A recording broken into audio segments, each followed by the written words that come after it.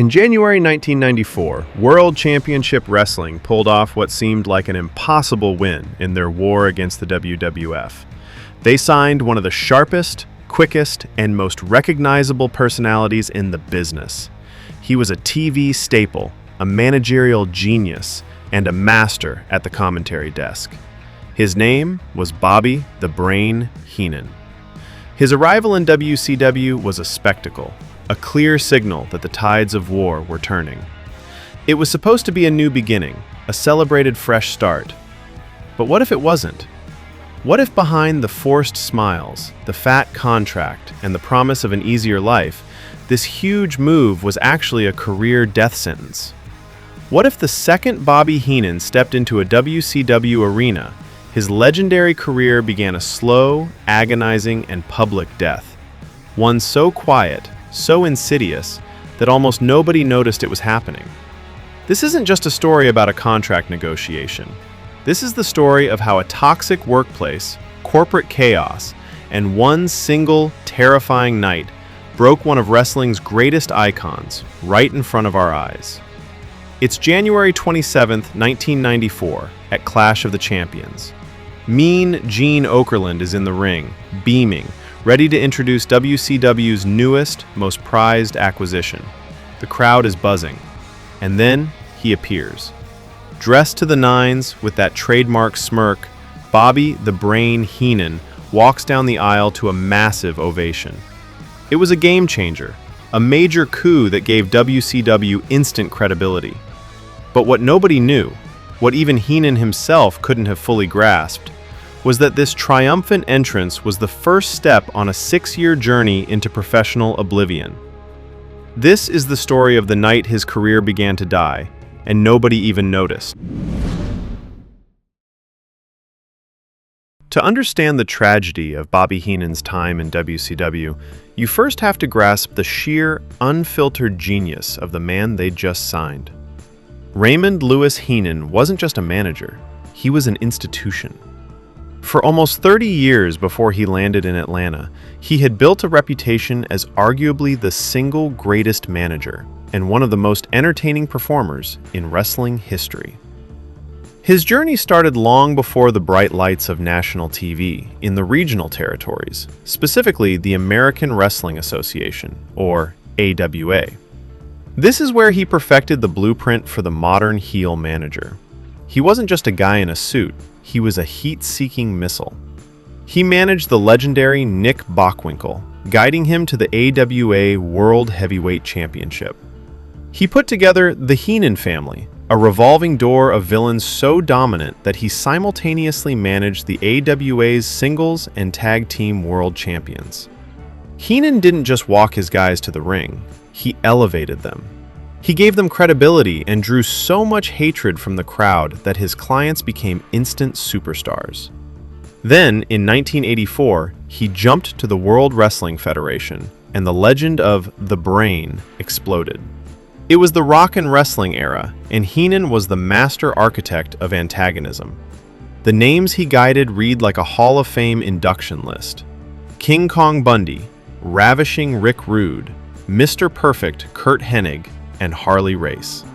He was the mastermind who sold Andre the Giant's contract to turn on Hulk Hogan, leading to the main event of WrestleMania 3 in front of more than 93,000 fans. The image of Heenan in his sequined jacket leading the Giant to the ring is burned into the memory of a generation. But his genius wasn't just at ringside. Vince McMahon saw Heenan's unmatched wit and put him behind the commentary desk. This is where a new, arguably even greater chapter of his career began. Paired with the straight-laced Gorilla Monsoon, Heenan created television magic.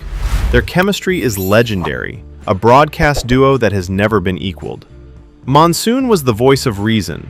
Heenan was the whining, cheating, humanoid sympathizer who championed the bad guys at every turn. "Will you stop?" became Monsoon's exasperated catchphrase to Heenan's antics. Their banter was often more entertaining than the matches they were calling. So why would a man at the absolute peak of his profession walk away from the biggest wrestling company in the world? The answer was a mix of pain, burnout, and money. Heenan was working through a chronic neck injury he'd suffered in Japan back in 1983. The grueling WWF travel schedule was taking a brutal physical toll. When his contract came up in late 1993, he was offered a major pay cut. Fed up, tired, and in pain, Heenan decided it was time to go. His final night on Monday Night Raw was pure television gold.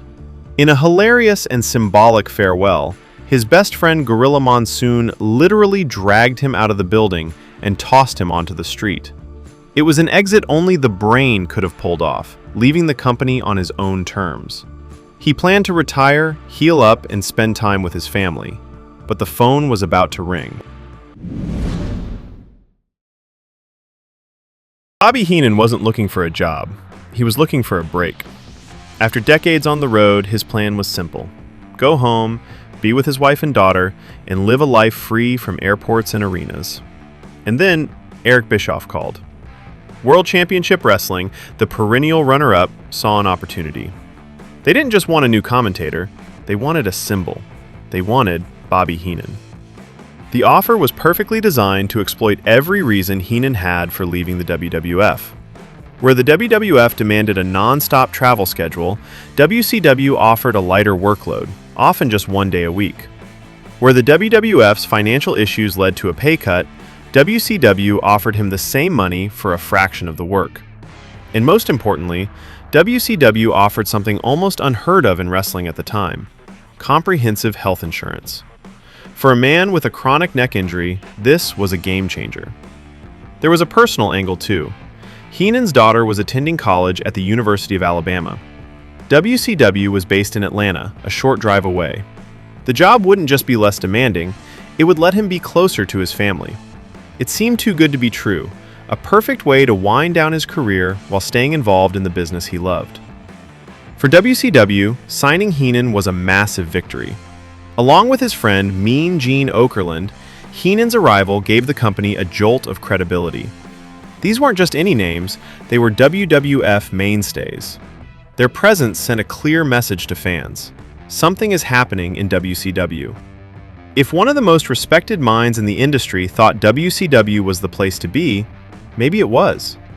So, in January 1994, Bobby Heenan debuted at Clash of the Champions. He was brought in to replace Jesse the Body Ventura and was immediately placed on their biggest shows.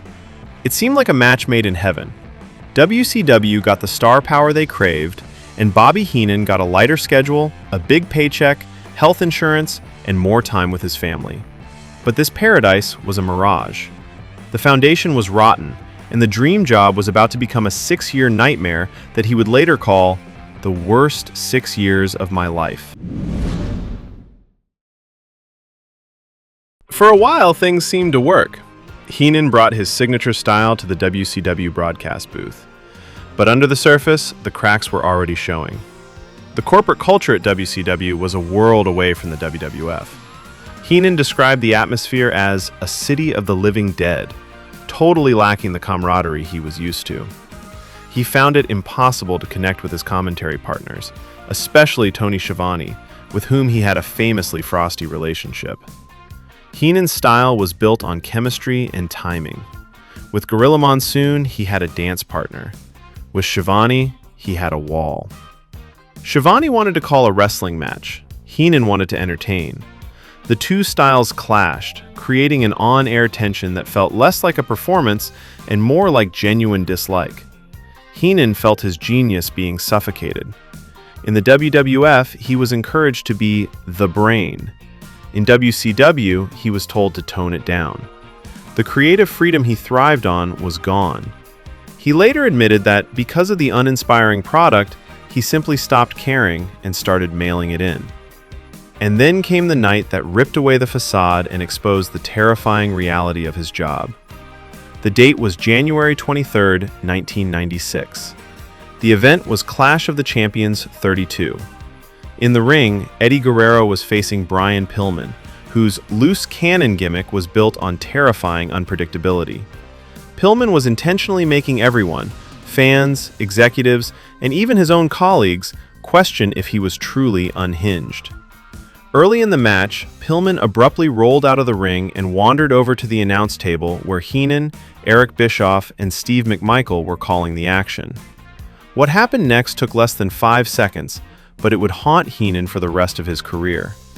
Pillman lunged toward the table and grabbed Heenan by the collar, yanking him forward.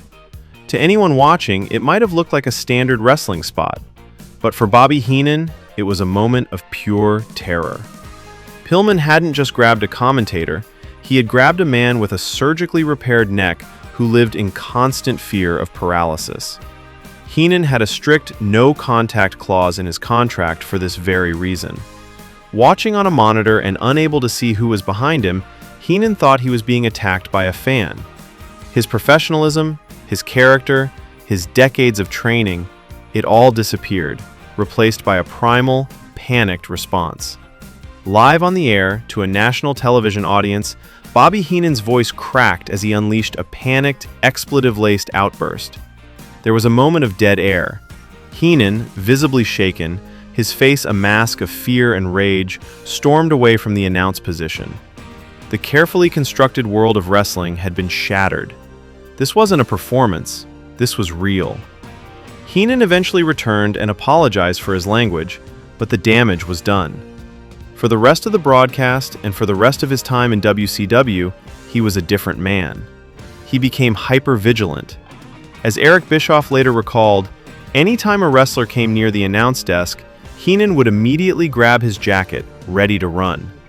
Pillman, who apparently didn't know or forgot about Heenan's severe neck issues, apologized profusely backstage. But the incident was a brutal metaphor for Heenan's entire WCW experience. It exposed his physical vulnerability and the reckless environment of the company.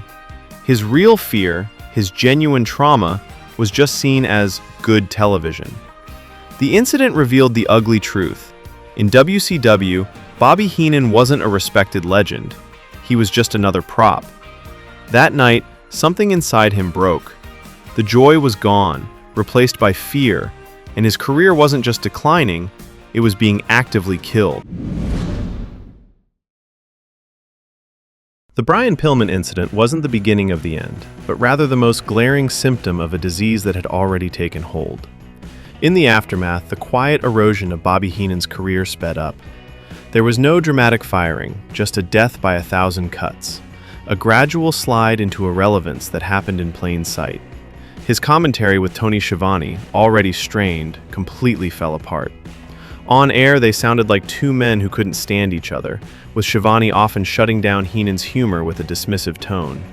Fans could feel the awkward tension. The animosity was real. When Heenan was set to be released in 2000, his supervisor told Schiavone not to contact him, citing a potential lawsuit. Schiavone, being a good employee, obeyed. To Heenan, this was the ultimate betrayal, to be fired and then ghosted by the man he'd worked with for 6 years. Schiavone has since expressed deep regret, admitting it was his fault the relationship shattered. As the years went on, Heenan's role was systematically diminished. He was a key part of Monday Nitro when it launched, but as the NWO storyline took over, he was pushed to the margins. By early 2000, he was officially replaced on Nitro and pay-per-views by Mark Madden. It was a shocking demotion. Bobby the Brain Heenan, once the greatest mind in the business, was sidelined for a radio host. He was moved to the secondary show, Thunder, and then even further down the ladder. His final role was providing commentary for WCW Worldwide, a C-level show often taped in an empty arena. The man who main evented WrestleMania was now calling matches for an international syndication feed, his legendary voice echoing in a silent room. Finally, in November 2000, the inevitable happened. Bobby Heenan was quietly released from his contract. There was no grand farewell, no heartfelt tribute, no guerrilla monsoon to throw him out one last time. His departure was a non-event, a footnote in the dying days of a company that was less than 6 months from collapse. He left the WWF a celebrated icon. He left WCW a forgotten employee.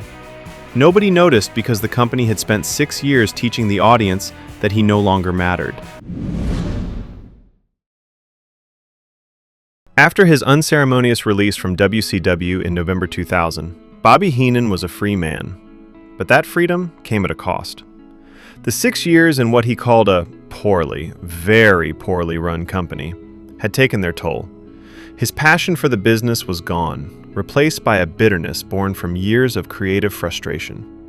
He made a few special appearances, most notably a triumphant and heartwarming return to the WWF commentary booth for the Gimmick Battle Royal at WrestleMania X7 in 2001. Hearing him with Mean Gene again was a beautiful reminder of the magic he could create. In 2004, WWE rightfully inducted him into their Hall of Fame, where he gave one of the most emotional and hilarious acceptance speeches in the institution's history, tearfully saying, "I wish Monsoon was here." But just as he was stepping back into the light, darkness fell. In 2002, just 2 years after leaving WCW, Heenan announced he had been diagnosed with throat cancer. The disease and the aggressive treatments to fight it would slowly and cruelly begin to steal the one tool that made him a legend: his voice. The quick wit and sharp tongue became casualties in his long and courageous battle. His public appearances grew rare as the cancer and its complications ravaged his body. On September 17, 2017, Raymond "Bobby" Heenan passed away at the age of 72 from organ failure due to complications from the disease. Looking back, the story is painfully clear. His move to WCW in 1994, praised as a brilliant career move, was the single worst thing that could have happened to him. It wasn't just a bad job, it was a professional graveyard. WCW took a genius and treated him like an afterthought. They took one of the most creative minds in wrestling history and told him to be quiet. They took a man with a serious physical ailment and subjected him to genuine terror.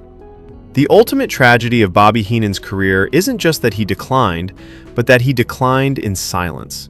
He was slowly erased in front of millions, demoted from main events to empty arenas, his enthusiasm draining away week by week. The company that promised him a paradise instead delivered a 6-year sentence of professional misery that broke his spirit. Ric Flair, a man Heenan managed, said it best, calling him the greatest manager, one of the greatest announcers, and one of the best in-ring performers in the history of the business. And he was. But for 6 long years, almost no one in power seemed to notice or care, as one of wrestling's brightest stars slowly faded to black. The story of Bobby Heenan is a powerful reminder of how fragile even the greatest legacies can be. If you want to dive deeper into the hidden stories and forgotten tragedies of wrestling history, make sure to like this video and subscribe to the channel. And in the comments below, let me know. What is your favorite Bobby Heenan moment? I'd love to read them. Bobby Heenan's genius was his ability to make you hate him, and in doing so, make you love the heroes who fought against him. He understood wrestling on a molecular level. His move to WCW should have been a victory lap for a master of his craft. Instead, it became a cautionary tale about how a toxic culture and a lack of respect can dismantle a legend. We remember him for his time in the AWA and the WWF, for his golden partnership with Gorilla Monsoon, and for the Heenan family. And maybe that's the final, sad irony. We remember him for everything before the move that was supposed to secure. I think the